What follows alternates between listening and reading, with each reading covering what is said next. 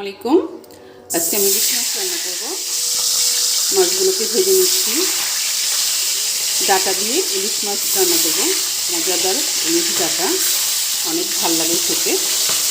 এভাবে সব কিছু ভেজে নেব। আমি মাথায় লেগে দেবো, মাছগুলোকে উঠিয়ে দেবো এইভাবে, একটা ছেড়ে যেতে থাকে।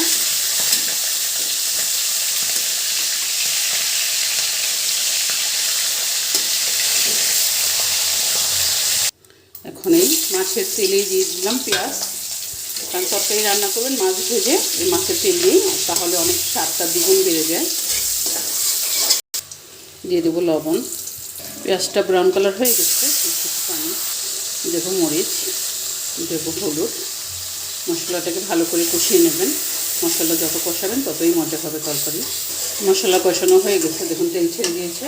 এখন দিয়ে দেবেন কেটে রাখা ডাটা আর আলু দিয়ে দিচ্ছি। আলু ডাটাটাকেও ভালো করে কষিয়ে নেবেন। ভিডিওটা ভালো লাগলে একটা শেয়ার করবেন, ইউটিউব চ্যানেলটাকে সাবস্ক্রাইব করবেন, পেজটাকে ফলো করবেন, অবশ্যই ভালোবাসা দিবেন। আর এরকম ঘরোয়া নতুন নতুন রেসিপি নিয়ে তো প্রতিদিনই আমি আসতেছি, অবশ্যই পাশে থাকবেন। তরকারিটা কষানো হয়ে গেছে, দেখুন আলু টালু সিদ্ধ হয়ে গেছে। দিয়ে দিচ্ছি পানি, আপনার আন্দাজ করে ঝোল দিয়ে দিবেন। দিয়ে দিচ্ছি মাছ। ইলিশ মাছে কিন্তু অনেক কিছু ওরকম কিছু লাগে না, হালকা মশলা দিয়ে রান্না করবেন। আর ডাটা এমনিও হালকা মশলা লাগে।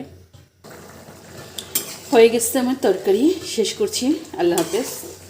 একটা শেয়ার করবেন, অবশ্যই একটা শেয়ার করবেন, একটু ফলো দিবেন, একটা লাইক করবেন, ইউটিউব চ্যানেলটাকে সাবস্ক্রাইব করবেন। আল্লাহ হাফেজ।